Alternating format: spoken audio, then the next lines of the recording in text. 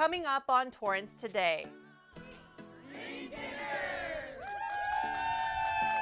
A ribbon-cutting ceremony celebrates a small business surviving the pandemic and helping families to enjoy quality time around the dinner table. Then, it's a week where we appreciate our dedicated dispatchers who work day and night to keep our community safe. And seniors needing help logging onto their emails or texting their favorite grandkids can get some free help this weekend from local teams. All this and more coming up right now on Torrance Today.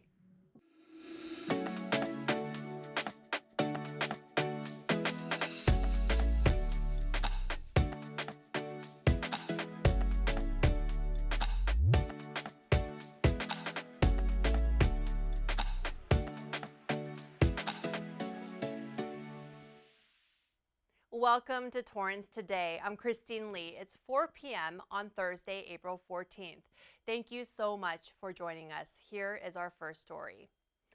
A local business has a lot to be thankful for this week. Dream Dinners, the original meal kit company, is celebrating its 20th anniversary, and its Torrance location, which has been open since 2013, is commemorating this significant milestone, as well as the fact that they made it through the past 2 years of the pandemic.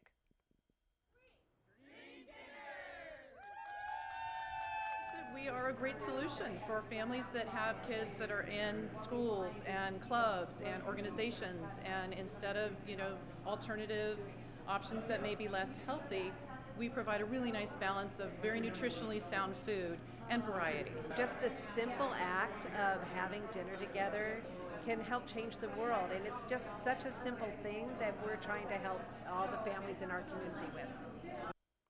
The owners say they had to change their operations due to COVID-19. Customers used to come in to prepare their meals, but they've adjusted to assembling everything in-house, then offering curbside pickup and delivery. Meal options are adjustable to each person's needs and preferences, so if someone's diet requires no salt or another person wants less cheese, they can easily modify their food in those ways. To learn more, you can go to dreamdinners.com/Torrance. The Torrance, California Welcome Center at Del Amo Fashion Center is celebrating its first anniversary this month. It officially opened on April 1st, 2021 during the middle of the pandemic.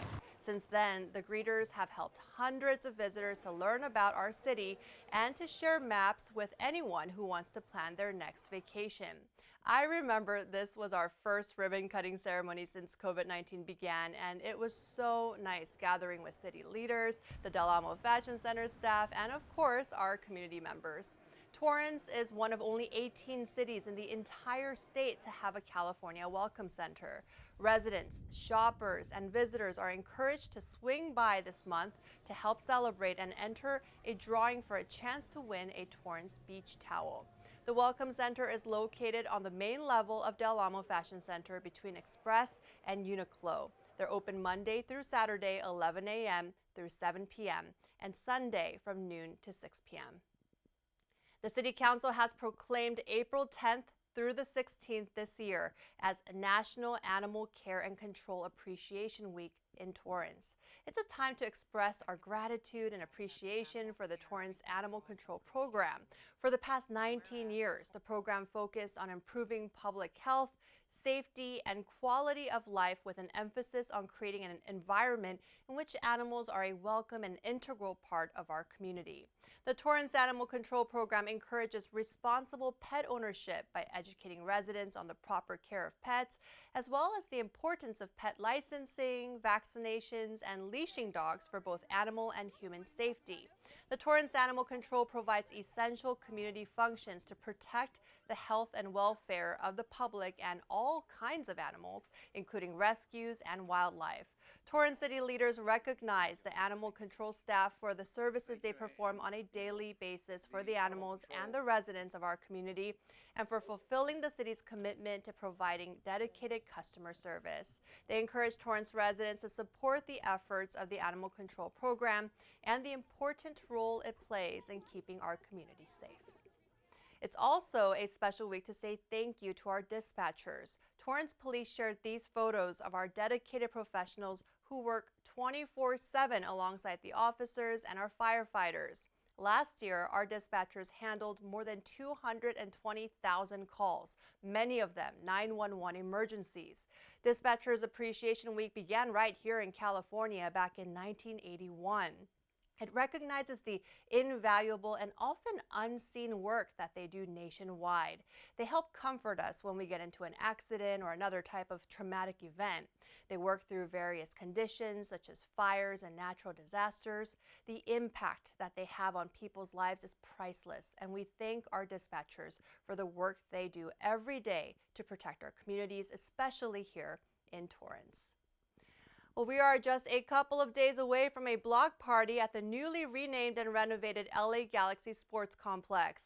Earlier this year, the City of Torrance and LA Galaxy announced a partnership to keep the sports complex open at 555 Maple Avenue near the Civic Center. It recently underwent a synthetic turf replacement and is now welcoming people back on Saturday, April 16th with a big celebration. The block party starts with a ribbon cutting ceremony at 3 p.m., followed by games, free food, music, and a youth soccer clinic. The event will also feature the official viewing of the LA Galaxy road match against Chicago Fire FC. The 6.2-acre facility is back open for reservations as well for both youth and adult sports. For more information, email facilitybooking@torranceca.gov. Also on Saturday, seniors who need help using their smartphones or tablets can get a free lesson. The Torrance Youth Council and students from the Torrance Unified School District will be available at the Bartlett Senior Center on Saturday from 9 a.m. to 12 noon. The address is 1318 Cravens Avenue on the second floor. Seniors can bring their iPhones, iPads, laptops, tablets, and other similar gadgets and get their questions answered. All participants must wear a mask. For questions, you can call 310-320-5918. A recent UCLA study reveals a disturbing trend when it comes to teenagers and overdoses during the pandemic. Researchers say the rate of overdose deaths among U.S. teens nearly doubled in 2020, then went up again during the first half of 2021 compared to the decade before the pandemic. They believe the alarming spike in overdose deaths during the pandemic was not due to increased drug use, but rather more dangerous drugs, especially fentanyl-tainted counterfeit pills. It's the first time in recorded history that the teen drug death rate has seen such an exponential rise.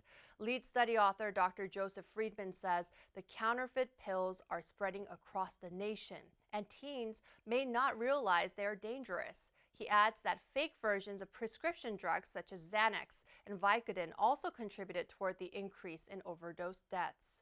The study was published in the Journal of the American Medical Association and included data from the U.S. Centers for Disease Control and Prevention. Researchers say teens urgently need to be informed about this rising danger, and accurate information about the risk of drugs needs to be presented in schools. Well, Pfizer wants to expand its COVID-19 booster shots to younger children. The company says new data shows that 5 to 11-year-olds could benefit from another kid-sized dose. In a small study, 140 children in this age group got a booster 6 months after getting their second vaccine dose. Researchers say the additional shot generally increased their immune response, but a closer look at 30 of the children found a 36-fold spike in virus-fighting antibodies, levels that are high enough to fight the super contagious Omicron variant. U.S. health authorities already urge everyone ages 12 and up to get one booster dose. Now the drug maker and its partner BioNTech plan to submit their latest data to the U.S. Food and Drug Administration for expanded authorization. They also plan to share the data with European and other regulators. The Pfizer shots are the only vaccine option right now for U.S. children. The BA.2 Sub-variant is now believed to be the dominant COVID-19 strain in LA County. We've been seeing an increase in daily infection numbers since earlier this month, and official numbers released by the Public Health Department last week showed that BA.2 accounted for 47% of all infections in LA County. Those figures were based on cases from 2 weeks before, and Public Health Director Dr. Barbara Ferrer says BA.2 is now likely responsible for more than half of the county's infections. As of last night, LA County reported 973 new COVID-19 cases, 11 new deaths, and 256 hospitalizations. Torrance saw 17 new cases and no new deaths, but we've also hit a new milestone. A total of 300 Torrance residents have died from COVID-19 so far during this pandemic. The California Air Resources Board is pushing for an increase in sales of electric vehicles. In a new proposal, the board set a goal for electric vehicle sales to triple in the next 4 years, which would account for 35% of all new vehicle purchases. This coincides with Governor Gavin Newsom's goal to phase out the sale of new gas-powered cars by 2035. California is the first state in the country that set a target for transitioning to zero-emission vehicles. Emissions from gas-powered vehicles make up a quarter of the state's total greenhouse emissions. The proposal must endure a months-long review process and receive approval from the U.S. Environmental Protection Agency. If it is successful, 35% of new car sales for the model year 2026 would need to be zero-emission cars, but could include battery, hydrogen, or plug-in electric. By 2035, new gas-powered cars wouldn't be completely banned. Up to 20% of sales could be plug-in hybrids that run on a combination of battery and gas, but there would be regulations on how far those cars must travel on battery power alone.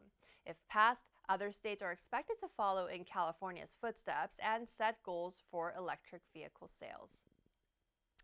As we head into the weekend, be sure to watch the latest episodes of Weekends in Torrance. On Friday, check out the city's 1 Mile, 1 Charger project and learn about Torrance's commitment to creating a more eco-friendly future.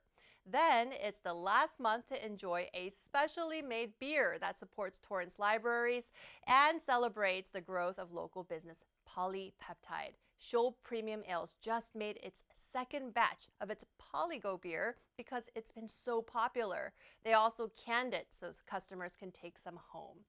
The two businesses made this beer together and are donating $1 of every pint sold to the Torrance Public Library System. Then on Sunday, enjoy our recap of this year's Cherry Blossom Festival. It returned after a 2-year break due to the pandemic, and thousands of people were happy to celebrate the start of spring in this special way. All this and much more beginning at 4 p.m. Friday, Saturday, and Sunday right here on Torrance City Cable. Well, still ahead, Easter weekend is coming up, and one local church did something really special to show their love and support for a nonprofit that helps kids experiencing homelessness. We'll be back in 60 seconds.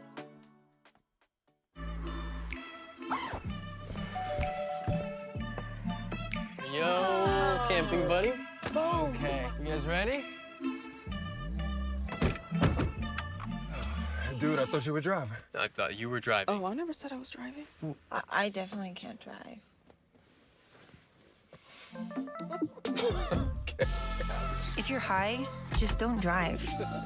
It's illegal everywhere. If you feel different, you drive different. I'm a first-generation Filipino American.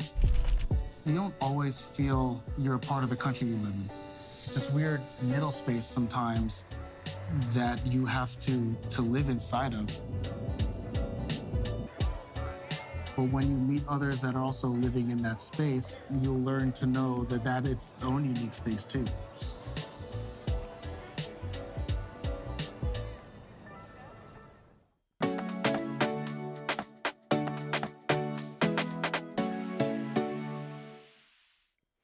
At the end of every episode of Torrance Today, we want to leave you with a positive story from our community that fits the theme for the day.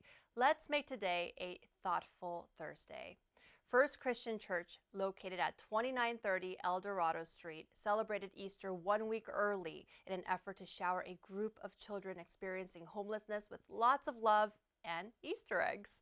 The church teamed up with Torrance-based nonprofit Family Promise of the South Bay and hosted an egg hunt extravaganza.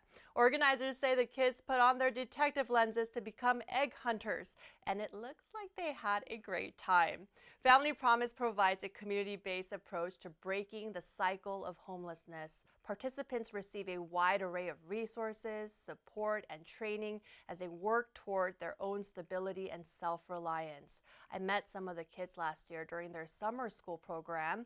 The nonprofit's executive director, Andrew Nishimoto, said then that they've tripled the number of families they serve during the pandemic. We are grateful for the services they provide, and it's wonderful to see our community getting together to support these adorable children.